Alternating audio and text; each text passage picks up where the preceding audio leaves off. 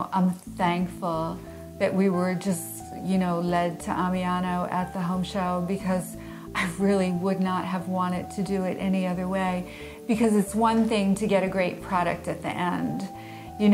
It's another thing to have a great process that leads you to the product so that you're not traumatized. We never walked into our home, and found something unexpected. Everything was done according to schedule.